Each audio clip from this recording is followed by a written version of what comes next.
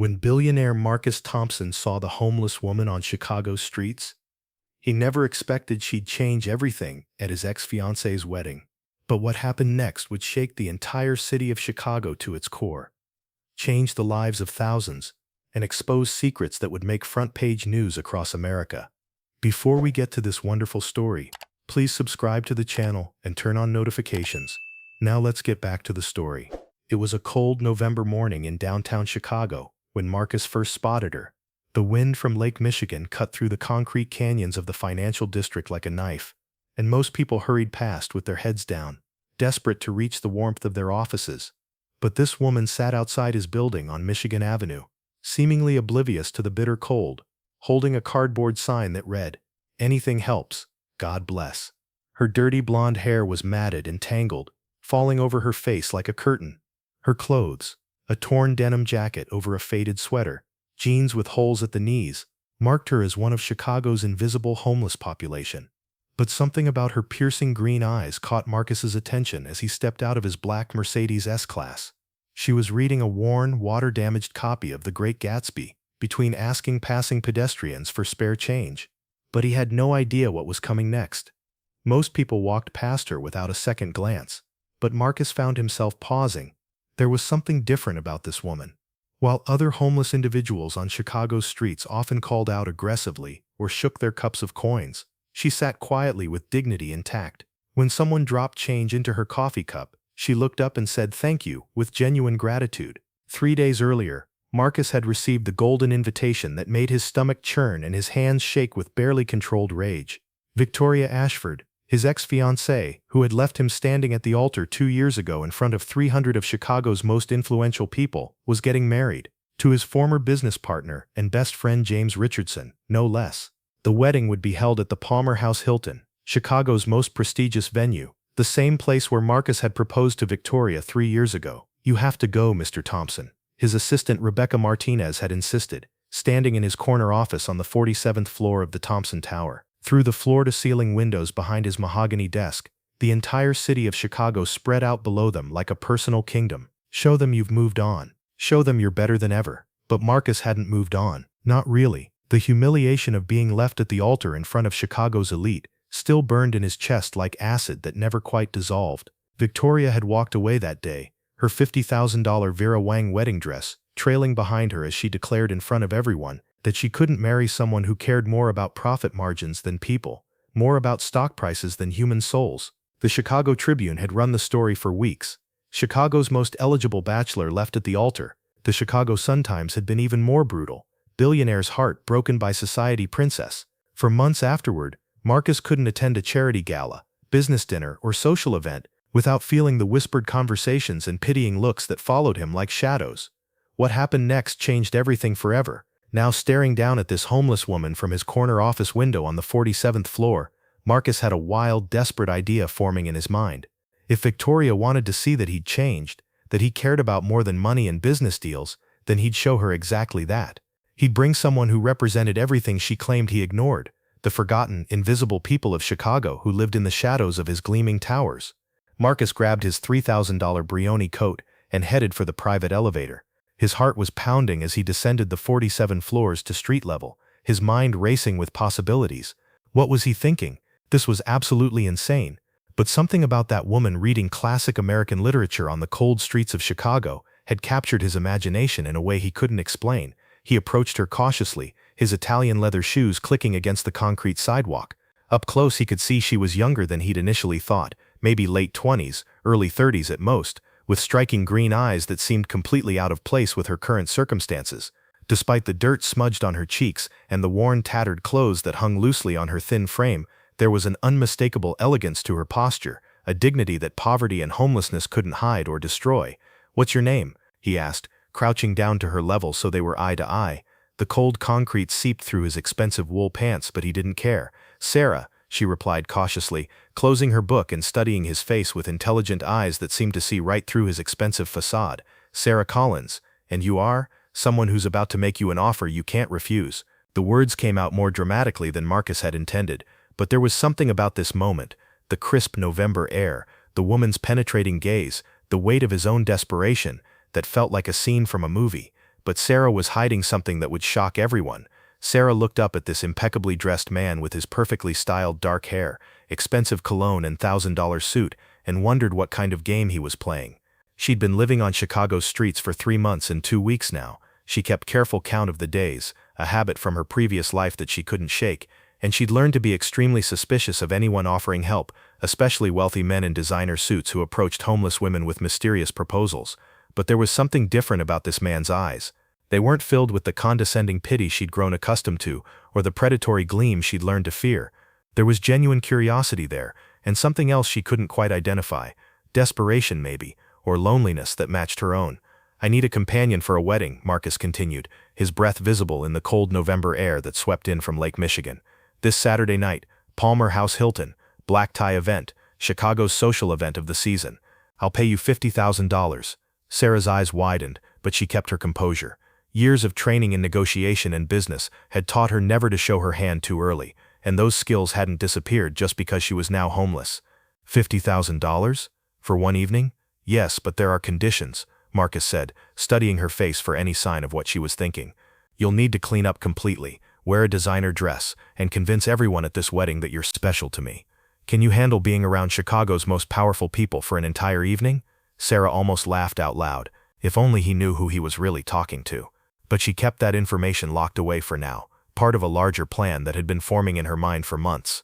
Little did he know, Sarah had been waiting for exactly this moment. Sarah studied Marcus's face carefully, memorizing every detail. She recognized him, of course. Who in Chicago, who in America really, didn't know Marcus Thompson?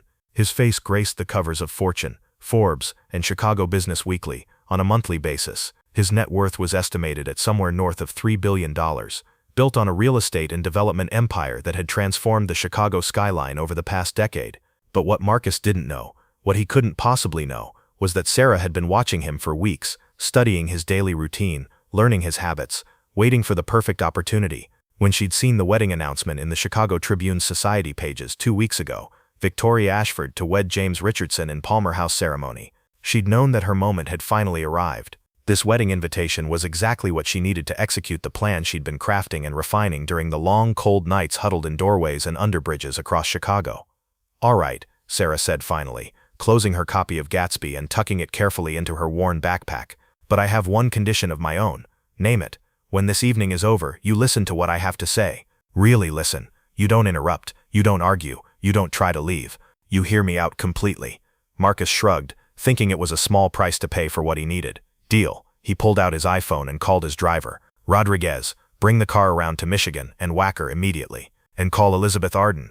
Tell them we need an emergency transformation, full service. Money is absolutely no object. Then call Saks and have them send their best personal shopper to meet us there." As they waited for the car, Marcus couldn't help but study Sarah more closely. Despite her current circumstances, there was something about her bearing, her vocabulary, her manner of speaking that suggested an education, a background that didn't match her appearance. But he pushed those thoughts aside. He had one goal for Saturday night, and everything else was secondary. What she did next left everyone speechless. The transformation began immediately, when Rodriguez pulled up in the black Mercedes. Marcus helped Sarah into the warm interior, and she sank into the butter-soft leather seats with a small sigh of relief. It had been months since she'd been warm, truly warm, and the heated seats felt like heaven against her cold, tired body. Their first stop was Elizabeth Arden Red Door Spa on Oak Street, where Marcus had called ahead to arrange for a complete makeover. The staff didn't bat an eye at Sarah's appearance. They'd seen it all in their years of serving Chicago's elite, from hungover socialites to politicians' wives having breakdowns. A team of 6 stylists worked on Sarah for over 4 hours. The dirty, matted hair was carefully washed, conditioned, and detangled, revealing natural blonde highlights that had been hidden under months of street grime. Professional makeup artists worked to remove the signs of street life, the hollow cheeks from malnutrition, the dark circles under her eyes from sleeping rough, the weathered complexion from exposure to Chicago's harsh elements. When they finally brought out the mirror, even Sarah was stunned by her reflection. The woman looking back at her bore almost no resemblance to the homeless person who had entered the spa hours earlier. "My God," she whispered, touching her face with trembling fingers that now bore perfectly manicured nails. "I look like yourself," Marcus said quietly, and there was something in his voice, a tenderness she hadn't expected, that made Sarah look at him differently. "You were always beautiful, Sarah. The streets just hid it under layers of survival." Next came the wardrobe selection at Saks Fifth Avenue on Michigan Avenue. The personal shopper, a sophisticated woman named Patricia, who had been dressing Chicago's elite for over 20 years, brought out a stunning navy blue evening gown by Oscar de la Renta. The dress hugged Sarah's newly revealed curves perfectly, the silk fabric flowing like water over her transformed figure. The price tag read $8,000, more than Sarah had seen in cash in the past year. They added matching designer heels by Jimmy Choo, a delicate diamond necklace that Patricia assured them was understated elegance, and a small clutch purse by Hermes that cost more than most people's monthly rent. "You look absolutely incredible," Marcus said as Sarah stepped out of the dressing room for the final reveal, and he meant every word. The woman before him bore no resemblance whatsoever to the homeless person he'd found on the street that morning. She moved with natural grace, her posture perfect, her smile mysterious and confident. But this was only the beginning of the surprises. "Thank you," Sarah replied, admiring herself in the full-length mirror while trying to process the surreal nature of her transformation. "But Marcus, I need to tell you something important before we go through with this plan." "Save it for after the wedding," Marcus said, checking his platinum Rolex Submariner. "We need to focus entirely on Saturday night. My reputation, my entire future in this city, depends on how this evening goes." Sarah nodded, but internally she was smiling. Marcus had absolutely no idea that his reputation was about to change in ways he had never imagined, and that Saturday night would indeed determine his future, just not in the way he expected. They spent the rest of Friday afternoon, and all day Saturday rehearsing. Marcus taught her the names of key guests who would be at the wedding, their business connections, their political affiliations, their personal scandals, and the complex social dynamics she'd need to navigate.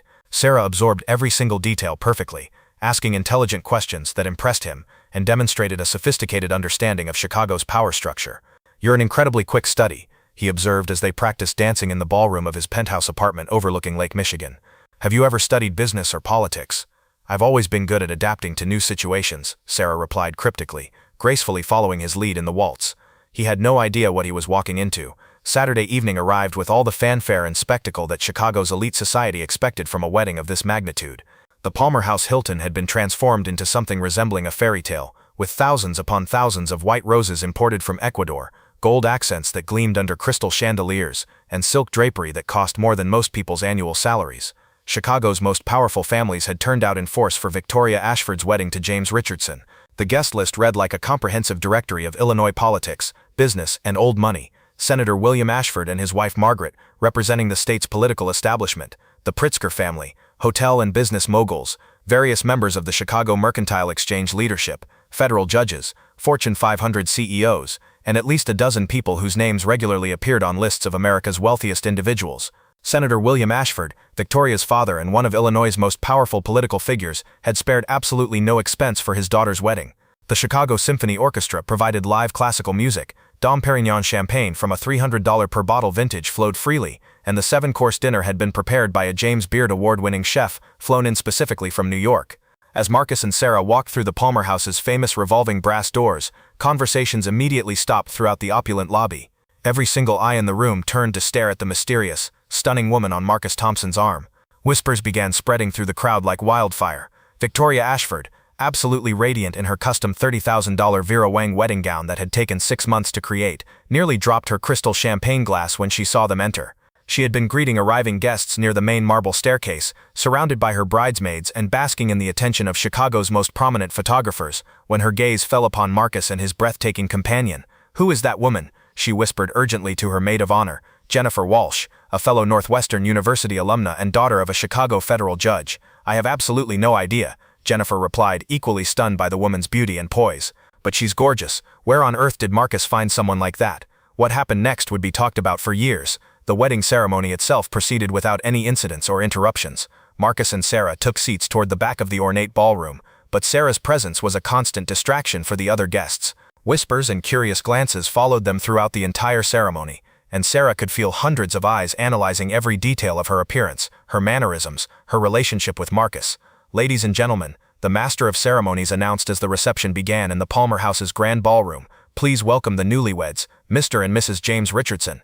The ballroom erupted in thunderous applause as Victoria and James entered for their first dance as a married couple. The orchestra began playing "The Way You Look Tonight," and the couple moved gracefully across the polished marble dance floor, while photographers captured every moment for the society pages. But even during this romantic moment, many eyes in the room remained fixed on Marcus Thompson's mysterious date. During the elaborate cocktail hour that followed, Sarah mingled effortlessly with Chicago's most powerful people. She discussed contemporary art with members of the Art Institute board, debated federal economic policy with city councilmen and state representatives, charmed Fortune 500 CEOs with her wit and surprising knowledge of international business trends, and even held her own in conversations about Chicago's complex political landscape. Marcus watched in growing amazement as Sarah navigated these conversations like she had been born and raised in this world of privilege and power. She knew exactly which fork to use during the 7-course dinner, how to make sophisticated small talk with people who controlled billions of dollars and thousands of jobs, and when to laugh at the insider jokes that Chicago's elite used to identify members of their exclusive club. "Shall we dance?" Marcus asked as the orchestra began playing classic standards from the Great American Songbook. On the dance floor, Sarah moved like she had been attending high society galas and charity balls her entire life. She was perfectly comfortable in her designer heels, never missed a step, and danced with the kind of natural grace that usually took years of expensive lessons to develop. But the real shock was still coming. During the elaborate 7-course dinner, featuring dishes like Maine lobster, Wagyu beef, and caviar that cost more per plate than most Chicago families spent on groceries in a month, Victoria finally couldn't resist approaching their table. She had been watching Sarah throughout the entire evening, trying to place her face, absolutely certain they had met somewhere before. "Marcus," Victoria said with a practiced smile, her elaborate wedding dress with its 15-foot train flowing behind her like something from a royal wedding. "I'm so glad you could make it tonight. Your companion is absolutely lovely. I don't believe we've been properly introduced." Sarah stood gracefully from her chair, extending her hand with perfect social grace. "Sarah Collins, congratulations on your wedding, Victoria. You look absolutely radiant this evening." "Thank you so much," Victoria replied, studying Sarah's face with the intensity of someone trying to solve a puzzle. "I have to ask, have we met somewhere before? You look incredibly familiar to me." Sarah smiled sweetly, but there was something dangerous flickering in her green eyes, something that made Marcus shift uncomfortably in his chair. Actually, Victoria, we have met before, but I wouldn't expect you to remember me. Think back to Northwestern University, spring semester 2018. Does that ring any bells?" The color began draining from Victoria's face, as recognition slowly dawned like a horrible sunrise. The moment that changed everything forever, Victoria's perfectly manicured hand began trembling, causing her crystal champagne glass to shake and the Dom Perignon to slosh dangerously close to the rim. "Sarah Collins," she whispered, her voice barely audible above the orchestra and dinner conversation. But you were—" "Yes, I was expelled from Northwestern," Sarah said, her voice remaining calm and controlled, but carrying clearly enough that nearby tables were beginning to quiet down and pay attention. "Thanks to a certain someone who planted a bag of cocaine in my dorm room to eliminate the competition for valedictorian." The tables immediately surrounding them had gone completely silent, sensing that drama was unfolding. Marcus looked back and forth between the two women, completely confused by the sudden tension crackling in the air like electricity before a thunderstorm. "What's going on here?" Marcus demanded, standing up from his chair and looking between Sarah and Victoria with growing alarm. Sarah remained perfectly calm and composed, but her voice began carrying clearly across the increasingly silent ballroom. The orchestra continued playing, but conversations were stopping table by table as people sensed something extraordinary was happening. "Ladies and gentlemen," Sarah said, her voice projecting with the confidence of someone who had absolutely nothing left to lose, "I hope you'll forgive this interruption of your lovely evening, but I'd like to share a story with you about your beautiful bride." This was the moment everything exploded. Victoria tried desperately to stop what was coming. "Sarah, please, don't do this. Not here, not tonight, not on my wedding day, please." But Sarah continued, her voice clear and strong, carrying the unmistakable authority of someone who had spent months preparing for exactly this moment. 5 years ago, I was a straight-A student at Northwestern University, studying business administration with a focus on urban development and social policy. Victoria and I were competing for valedictorian, a competition that would determine who received the full academic scholarship to Harvard Business School. Gasps began echoing throughout the ballroom as people realized they were witnessing something unprecedented. Cell phones appeared at tables throughout the room as guests began recording what was clearly about to become a major scandal that would dominate Chicago's social pages for months. The night before our comprehensive final examinations, someone planted a bag of cocaine in my dorm room and called campus security. I was immediately expelled from the university, lost my full academic scholarship, and my family disowned me in shame and humiliation. I've been living on Chicago streets ever since, while the person responsible graduated summa cum laude and went on to live this life of privilege and luxury. The ballroom erupted in shocked murmurs and whispered conversations. Victoria's new husband James stepped forward, his face pale with growing horror. "Victoria," he said slowly, his voice tight with disbelief, "please tell me this isn't true." But that wasn't the end of the story. Victoria was crying now, her perfect professional makeup beginning to run down her cheeks in dark streaks. "Sarah, I was young. I was under enormous pressure from my family, from the expectations. I never meant for things to go that far. Didn't you?" Sarah pulled out her smartphone, a device Marcus hadn't even realized she possessed, and connected it to the ballroom's sophisticated sound system with the help of a startled audio technician. I think everyone here should listen to this. A recorded conversation began playing through the speakers that had been broadcasting the orchestra's music moments before. Victoria's voice came through crystal clear, unmistakably recognizable to everyone who knew her. Make sure she's completely out of the picture permanently. I don't care what it takes or how you do it. My father expects me to be valedictorian, and I will not let some scholarship girl from the south side of Chicago ruin my future or embarrass our family. The recording was clearly from 5 years ago. The voice was younger, but unmistakably Victoria's distinctive accent and speaking patterns. James Richardson stared at his new wife in absolute horror and disgust. Victoria, how could you do something like this to another human being? The ballroom was now in complete chaos. Guests were on their feet throughout the room, some filming everything on their phones, others demanding answers, still others heading quickly toward the exits to avoid being associated with the scandal that was unfolding. Victoria's parents, Senator William Ashford and his wife Margaret, looked absolutely mortified as they watched their daughter's secret being exposed and their political reputations crumbling in real time. The confrontation reached its peak. "It's not what it sounds like," Victoria stammered desperately, trying to salvage a situation that was clearly beyond saving. "Sarah, you don't understand the enormous pressure I was under. My family's expectations, the political implications, the social requirements. So you destroyed my entire life to meet your family's social expectations." Sarah's voice remained calm and controlled, but her green eyes were blazing with years of suppressed anger and pain. "Do you have any idea what it's like to be homeless in Chicago? To sleep under bridges when the temperature drops below zero? To be completely invisible to people like everyone in this room?" Marcus finally understood what was happening. He looked at Sarah with completely new eyes, seeing not just the elegant, sophisticated woman beside him, but the brilliant strategic mind who had orchestrated this entire evening down to the smallest detail. "You planned all of this," he said, not accusingly, but with growing admiration and respect. "You've been planning this confrontation for years. Every single day and night on those cold streets, I planned for this exact moment," Sarah confirmed, her voice carrying to every corner of the silent ballroom.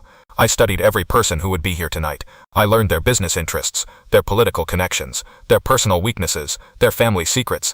I became an expert on Chicago's elite power structure while living invisibly in their shadows." But Sarah wasn't finished yet. "There's much more to this story," Sarah announced, causing the entire room to fall completely silent. Every guest in the ballroom hung on her every word, recognizing that they were witnessing something that would be talked about in Chicago society for decades. "Victoria, would you like to tell everyone about your internship at Goldman Sachs?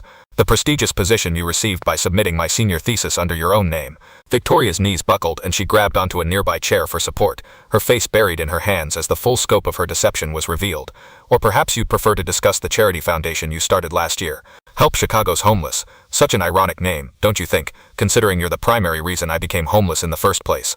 Several prominent Chicago businessmen and politicians who had donated substantial amounts to Victoria's charity looked absolutely furious as they realized they had been unknowingly participating in her elaborate deception. Senator William Ashford stepped forward, his entire political career flashing before his eyes. "This has gone far enough. Security, please remove this woman from the premises immediately." But Marcus stepped protectively in front of Sarah, using his considerable influence as one of Chicago's most powerful businessmen. "She stays. She has every right to speak her truth." The revelations kept pouring out. Sarah wasn't done destroying Victoria's carefully constructed life. And then there's the business plan that got Victoria accepted into Harvard Business School, the Chicago Community Development Project that impressed the admissions committee so much. Would anyone like to know where that brilliant idea actually came from? She looked directly at Marcus, her green eyes boring into his. "That was my final project for Professor Williams' urban planning class at Northwestern. The same class where Victoria and I were assigned as partners for the semester. She submitted my entire project as her own original work after I was expelled and couldn't defend it." Marcus felt physically sick to his stomach. He remembered that business plan clearly. It was the innovative project that had impressed his father so much that he'd given his enthusiastic blessing for Marcus to marry Victoria. The plan had been brilliant, visionary, exactly the kind of socially conscious business thinking that Marcus's father had always hoped his son would embrace. "My God," Marcus breathed, the full scope of Victoria's deception hitting him like a physical blow. Everything for our entire relationship was built on lies and stolen work. James Richardson, Victoria's brand new husband, was backing away from his wife like she was carrying a contagious disease. "Victoria, is any of this true? Any of it at all?" Victoria couldn't speak. The weight of 5 years of elaborate lies and deception had finally crushed her ability to respond or defend herself. Then came the final, most devastating revelation. "There's one more thing," Sarah said, her voice dropping to almost a whisper. The entire ballroom leaned in to hear her, creating an atmosphere of intense anticipation. "Victoria, you didn't just steal my academic achievements and destroy my future. You stole something much more personal than that. Marcus frowned, confusion mixing with his growing anger. What are you talking about? Sarah reached into her designer clutch purse and pulled out a faded photograph that she had protected carefully throughout months of homelessness. She held it up for everyone in the ballroom to see. The photo showed two young women at what was clearly a Northwestern University social event, their arms around each other, both smiling radiantly at the camera. Victoria and I weren't just classmates competing for grades, Sarah said quietly, her voice carrying easily in the dead silence of the ballroom. We were best friends, roommates for 2 years. I trusted her with absolutely everything. My hopes, my dreams, my fears, my family's financial struggles, my deepest secrets. She looked directly at Marcus, and he could see tears beginning to form in her green eyes for the first time that evening. I even told her about my hopeless crush on a certain business student I'd never had the courage to approach or talk to. The final piece of the puzzle fell into place, Sarah continued, her voice growing stronger. I showed Victoria your picture in the Northwestern Student Directory, Marcus. I told her how much I admired your dedication to your studies, your innovative business ideas, your integrity. I shared with her every detail about why I thought you were special. Marcus's face went completely white as understanding finally dawned. She pursued me. Victoria came after me because you told her about your feelings for me. Every conversation you ever had with Victoria about your dreams, your future plans, your values, your interests, she shared all of it with me initially, Sarah continued. Then she used that information to transform herself into exactly what you were looking for in a partner. She studied your preferences, your beliefs, everything that would make her irresistible to you, and she used my intimate knowledge to manipulate your emotions. The ballroom was so quiet that the sound of people breathing was audible. Even the orchestra had stopped playing entirely. Victoria finally found her voice, but it came out as a broken, desperate whisper. Sarah, please, you didn't just ruin my academic career and destroy my future, Victoria. You stole the man I was in love with and built your entire relationship with him based on lies, manipulation, and betrayal of our friendship. Marcus staggered backward, the full scope of Victoria's elaborate deception hitting him like a tsunami of realization. The wedding was officially over. James Richardson ripped off his boutonniere and threw it violently on the marble floor, the white rose petals scattering like snow. This entire marriage is a complete sham built on lies and fraud. Victoria, I can't even stand to look at you anymore. He stormed out of the ballroom in rage and humiliation, his entire family and wedding party following behind him in a parade of disgust and embarrassment. The other guests began streaming toward the exits like water through a broken dam, already pulling out their phones to share the scandal with the outside world. The Palmer House staff stood frozen, unsure how to handle a situation they had never encountered in decades of hosting Chicago's most prestigious social events. Victoria's parents approached their sobbing daughter, their faces filled with shame, political panic, and damage control calculations. Victoria, Senator Ashford said quietly but urgently, we need to begin damage control immediately. Our entire political future is at stake. They escorted their crying daughter out of the ballroom, leaving behind the ruins of what was supposed to be Chicago's social event of the year. The destruction was complete and devastating. Thousands upon thousands of dollars worth of imported flowers, gourmet food, and elaborate decorations surrounded the few remaining guests and staff members. The Chicago Tribune and Chicago Sun-Times Society reporters were frantically typing on their phones, already crafting headlines for what would become the biggest social scandal in Chicago history. But the night wasn't over yet. Marcus and Sarah found themselves essentially alone at their table, surrounded by the debris and devastation of the destroyed wedding celebration. The orchestra had packed up their instruments and departed. Catering staff were beginning the massive cleanup process, clearing away untouched plates of expensive food and full glasses of premium champagne. I should be angry with you, Marcus said quietly, loosening his bow tie and staring at the woman who had just turned Chicago society completely upside down. You used me as a weapon in your revenge plan. You used me too, Sarah pointed out calmly, removing the diamond earrings she had borrowed for the evening. You wanted to make your ex-fiancée jealous and show Chicago society that you had moved on.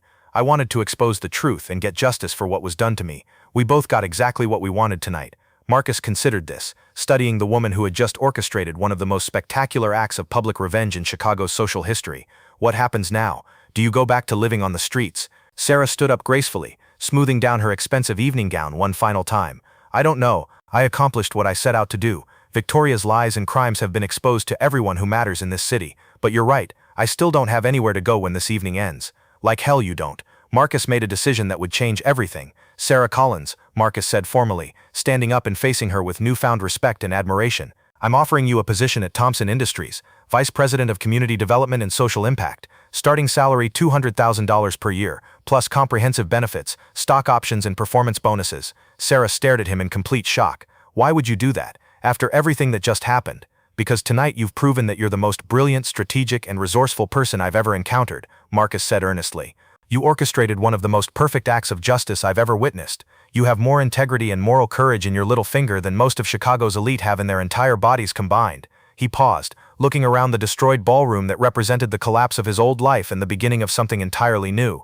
"And because you're absolutely right about something important, this city desperately needs people who understand what it's like to be forgotten, to be invisible, to fall through society's cracks. You can help me transform Thompson Industries into something that actually matters, something that makes a real difference in people's lives." The proposal that shocked everyone. "There's one condition to my offer," Marcus continued, his voice growing more passionate. "I want you to develop and implement the real version of the Chicago Community Development Project, your original version, the one Victoria stole from you."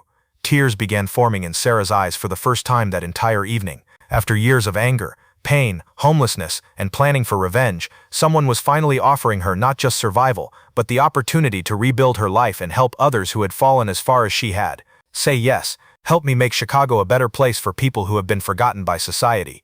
Help me become the man I should have been all along, instead of the shallow businessman who cared more about profit margins than human beings." Sarah looked around the destroyed ballroom, thinking about the years of pain, the cold nights sleeping under bridges and in doorways, the hunger and desperation and complete hopelessness that had consumed her life. Then she looked at Marcus, seeing something in his eyes she hadn't expected: genuine respect, admiration, and the desire to do something meaningful with his wealth and power. "I accept your offer," Sarah said, extending her hand to shake on the deal. "But not just as your employee, I want to be your equal partner in this venture." Marcus shook her hand firmly, feeling like he was sealing the most important business deal of his entire life. Her answer would surprise everyone. As they walked out of the Palmer House Hilton together, past the remaining photographers and curious onlookers who had gathered to witness the aftermath of Chicago's biggest social scandal, Sarah felt something she hadn't experienced in over 5 years: genuine hope for the future. The November wind from Lake Michigan whipped through the downtown streets, but for the first time since her expulsion from Northwestern University, Sarah didn't feel cold. She had a purpose again, a chance to rebuild not just her own life, but to help others who society had abandoned and forgotten. "There's something I need to tell you," Sarah said as they stood on the sidewalk outside the hotel, watching the last of the wedding guests departing in their limousines and expensive cars. "What's that?" "I wasn't completely honest about why I specifically chose you for this revenge plan." Marcus raised an eyebrow, wondering what other surprises this extraordinary woman had in store. "Oh?" Sarah smiled, and for the first time all evening it was completely genuine and unguarded. "I really did have a crush on you in college, Marcus. That part of the story wasn't something Victoria made up or manipulated. My feelings for you were real." 3 months later, the Chicago Tribune's front page headline read in bold letters, "Thompson-Collins Partnership Revolutionizes Chicago Housing Crisis." The comprehensive article detailed how their innovative community development project had already provided permanent housing for over 500 homeless individuals and comprehensive job training programs for more than 1,200 people across the city. Sarah, now living in a beautiful 2-bedroom apartment in Lincoln Park with floor-to-ceiling windows overlooking Lake Michigan, had become one of Chicago's most respected and influential businesswomen practically overnight. Her remarkable story of transformation, from Northwestern University valedictorian candidate to homeless woman to successful executive, had inspired thousands of people across the city and gained national media attention. Thompson Industries' stock price had reached an all-time high as investors from across the country flocked to support their revolutionary socially conscious business model that proved companies could be profitable while making a meaningful difference in their communities. Victoria Ashford Richardson had quietly left Chicago immediately after the wedding scandal broke. Her marriage to James Richardson was annulled within 2 weeks, and she was facing multiple investigations for charity fraud, academic dishonesty, and potential criminal charges related to the cocaine planting incident. Her father, Senator William Ashford, had announced his early retirement from politics, citing family health issues, though everyone understood his political career had been destroyed by his daughter's actions. The Palmer House Hilton had actually benefited from the scandal, with bookings increasing dramatically as people wanted to host events at the location where the most dramatic wedding confrontation in Chicago history had taken place. But the biggest surprise was still coming. On a snowy February morning, Marcus knocked on Sarah's office door in the newly renovated Thompson Industries building. Through the glass walls he could see her reviewing architectural plans and feasibility studies for their next major housing development project on Chicago's South Side. "Come in," she called out, not looking up from the complex blueprints spread across her conference table. "Sarah, we need to have a serious conversation about something." She looked up immediately, noting the nervous expression on his face. In the months they had worked together, transforming Thompson Industries and launching their community development initiatives, she had never seen Marcus Thompson nervous about anything, not major business deals, not media interviews, not city council presentations. What is it? Did the mayor's office reject our proposal for the Southside development? No, it's not about work, Marcus said, sitting down across from her and running his hands through his hair in a gesture of nervousness she found endearing. It's about us, about our relationship. Sarah set down her pen and gave him her complete attention, sensing that whatever he was about to say would be important. The confession that changed everything. That night at the wedding, Marcus began, looking directly into her green eyes. When I first approached you on Michigan Avenue, I told you I needed a companion for the evening to make Victoria jealous and show Chicago society that I had moved on. Yes, I remember that conversation very clearly. That wasn't entirely true. Sarah frowned, leaning forward in her chair. What do you mean? I'd been watching you for weeks before that day. Every morning when I arrived at the office, I would see you from my window on the 47th floor. There was something about the way you carried yourself, even in your desperate circumstances, that captured my attention completely. Sarah's eyes widened as she processed this information. You were watching me. You never begged aggressively like so many others do. You always said thank you with genuine gratitude to anyone who helped you. And you were constantly reading classic literature, newspapers you found, magazines people had discarded. There was an intelligence and dignity about you that I couldn't ignore. Marcus stood up and moved to the floor-to-ceiling windows, looking out over the Chicago skyline where construction cranes were building their latest housing development. When I received that wedding invitation, I realized it wasn't really about making Victoria jealous or proving anything to Chicago society. It was about having a legitimate excuse to approach you and talk to you. The truth about that night.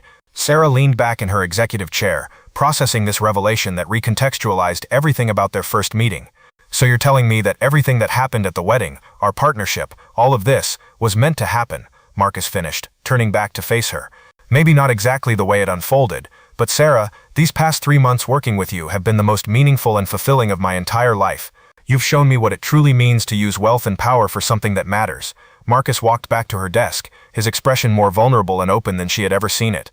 I know this complicates everything. I know our business partnership means everything to both of us professionally and personally, but I cannot go another day without telling you exactly how I feel about you. The moment of truth. Sarah joined him by the windows, and together they looked down at the construction site, where formerly homeless individuals were learning valuable construction and electrical skills while building affordable housing for other families in need. The program had become a national model that other cities were already beginning to copy. Marcus, she said softly, what exactly are you trying to tell me? He turned to face her completely, his expression more serious and vulnerable than she had ever seen it. I'm telling you that I've fallen completely and deeply in love with you, Sarah Collins. Not because of your brilliant mind, though you're the most intelligent person I've ever met. Not because of your incredible strength and resilience, though you're the strongest person I know, but because you're the most genuine, compassionate, and morally courageous human being I've ever encountered. Sarah felt her heart begin racing as the full impact of his words hit her. I know I don't deserve someone like you, Marcus continued. I know I was part of the world and system that ignored and failed people like you for far too long. But these months working together have changed me fundamentally. You've changed me into someone I actually respect and admire. Her response would determine everything. Sarah was quiet for a long moment, staring out at their shared vision, taking concrete shape in the Chicago skyline below. When she finally spoke, her voice was barely above a whisper. Do you remember the very first thing you said to me that morning on Michigan Avenue? I offered you money to accompany me to a wedding. Before that, Sarah said, turning to face him with a small smile playing at the corners of her mouth. You said I was someone who was about to receive an offer I couldn't refuse. Marcus nodded, uncertain where she was leading this conversation. Sarah stepped closer to him, close enough that he could see the gold flecks in her green eyes and smell the subtle perfume she had started wearing. Well, Marcus Thompson, she said, her smile growing wider and more radiant, consider this my counteroffer to your original proposal. She reached up and placed her hands on either side of his face, looking directly into his eyes. I love you too, she said simply and directly. I think I started falling in love with you that very first night, when you looked at me like I was a human being worth saving and respecting, instead of just a problem to be solved or a prop for your social drama. The proposal that shocked them both. Without another word or moment of hesitation, Marcus dropped to one knee right there in her office, pulling out a small velvet ring box that he had been carrying in his jacket pocket for the past 2 weeks. Sarah Collins, he said formally, his voice strong and clear, will you marry me? Not for business reasons, not for publicity or social appearances, not for revenge against anyone, but because I love you completely and I want to spend the rest of my life building something beautiful and meaningful with you. The engagement ring wasn't a massive, ostentatious diamond designed to impress other people or demonstrate wealth. Instead, it was a simple, elegant band with a single perfect stone, exactly what Sarah would have chosen for herself if given the opportunity. "Marcus," she whispered, tears streaming down her face as she looked at this man who had helped her reclaim not just her life, but her sense of purpose and hope for the future. "Are you absolutely certain about this?" "I have never been more certain of anything in my entire life." Sarah looked at this remarkable man who had found her at the absolute lowest point of her existence and helped her transform not just her own circumstances, but the lives of thousands of other people who had been forgotten by society. "Yes," she said, laughing through her tears of joy. "Of course, yes. Absolutely yes." 18 months later, the wedding of Marcus Thompson and Sarah Collins was held not at the Palmer House Hilton or any of Chicago's other prestigious venues, but at the community center they had built together in Englewood, one of Chicago's most underserved neighborhoods. The ceremony was officiated by Reverend Michael Washington, whose Baptist church had partnered with them on numerous housing and job training initiatives. The guest list didn't include Chicago's traditional elite or society figures, but rather the families they had helped over the past year and a half, formerly homeless individuals who now had stable housing and meaningful employment, children who were attending college through scholarship programs Sarah had established, and community leaders who had worked with them to transform entire neighborhoods. The decorations were simple but beautiful: flowers from the community gardens they had helped establish, music from a gospel choir composed of people who had graduated from their job training programs, and food prepared by a catering company owned and operated by formerly homeless individuals who had learned culinary skills through their vocational programs. Victoria Ashford sat in the very back row of the community center, having asked Sarah's permission to attend 6 months earlier. She was now working at a nonprofit organization in Minneapolis, trying to make genuine amends for her past actions and rebuild her life around helping others instead of manipulating them. Sarah had forgiven her completely, though their friendship could never be restored to what it once was. The vows that brought tears to every eye. As Sarah and Marcus exchanged vows they had written themselves, there wasn't a single dry eye in the packed community center. "Marcus," Sarah said, her voice clear and strong, carrying easily throughout the silent room, "you found me when I was completely lost, but more importantly, you helped me find myself again and discover who I was truly meant to be.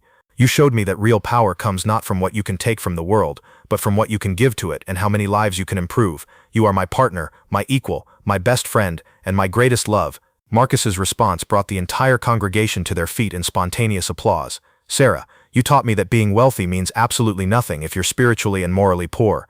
You showed me that real success is measured not in profit margins or stock prices, but in lives changed and communities transformed. You took a shallow, selfish man and made him whole. You are my conscience, my inspiration, my moral compass, and my heart." The surprise announcement that thrilled everyone. As they were pronounced husband and wife by Reverend Washington, Sarah whispered something in Marcus's ear that made his face light up with pure joy. "What did she tell you?" called out someone from the enthusiastic crowd.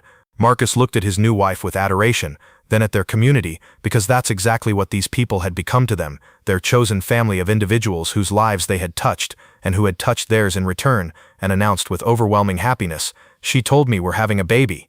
The cheers and applause could be heard for blocks in every direction, echoing through the streets of the South Side neighborhood they had helped revitalize and transform, the legacy that continues growing.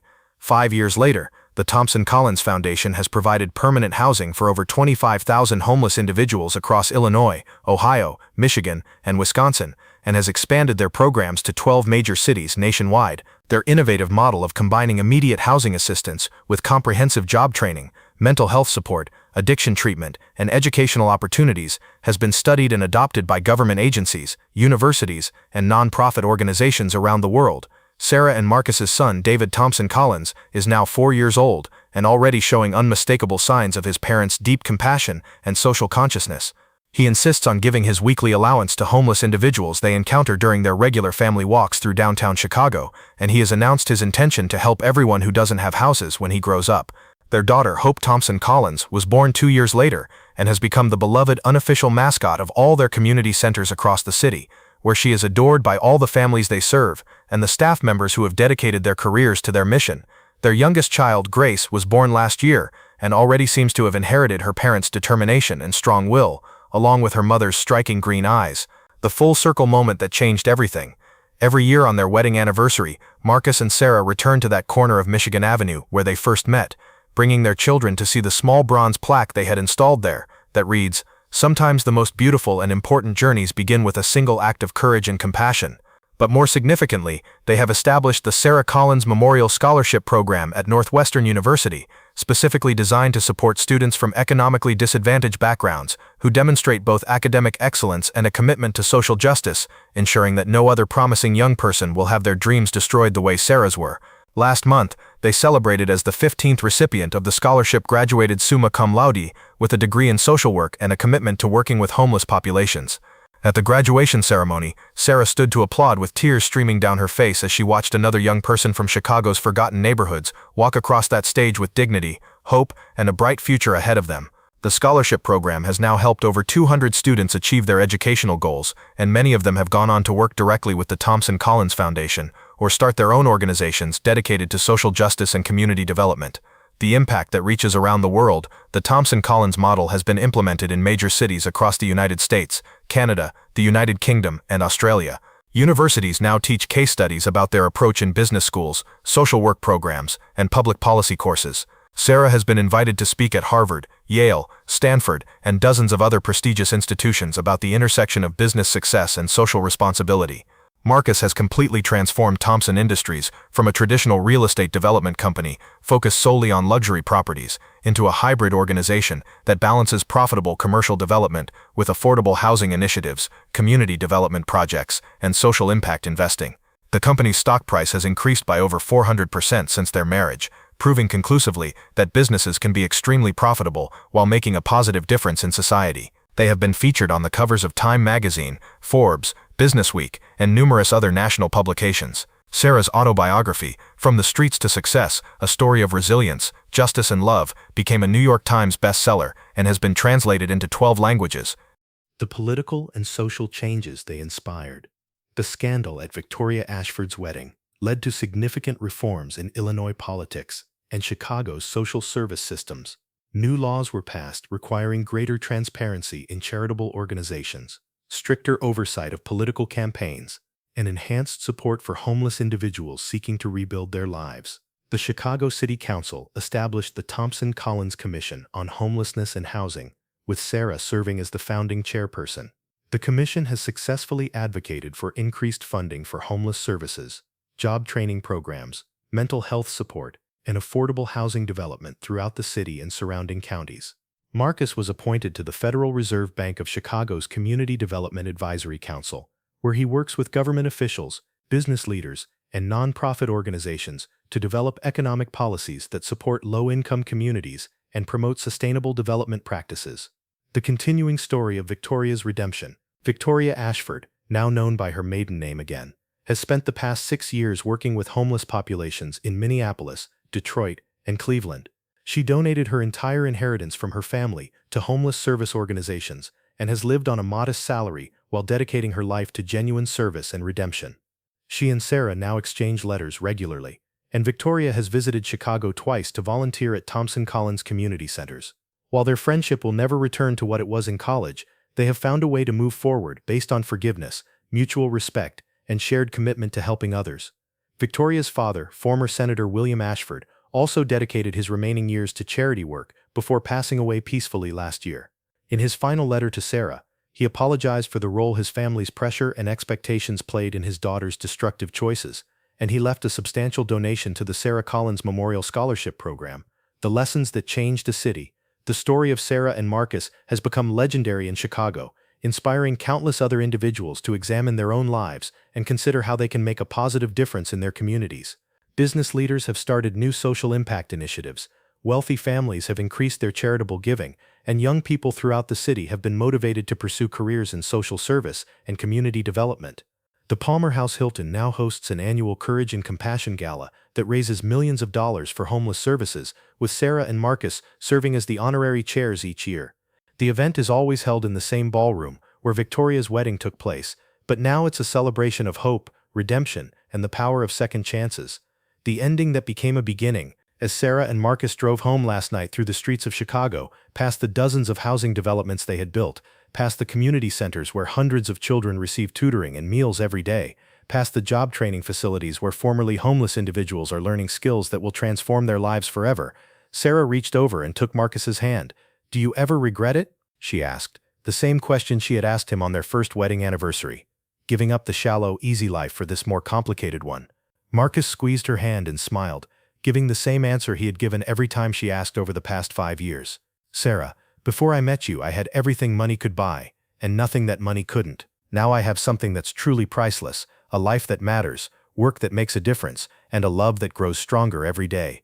As their car turned the corner onto their tree-lined street in Lincoln Park, where their 3 children were waiting at home with their nanny, both Sarah and Marcus knew they had discovered something worth more than all the wealth and power in Chicago. They had found their true purpose, their deepest love, and their real home in each other and in service to their community.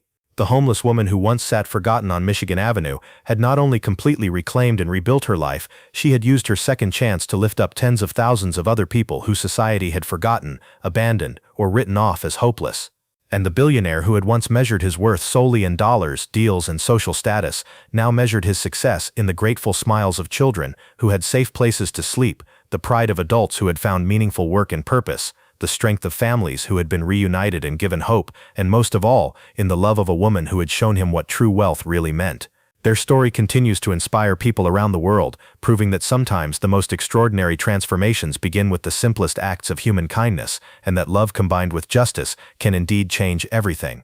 Thank you very much for listening. Please let us know what you think of this story in the comments.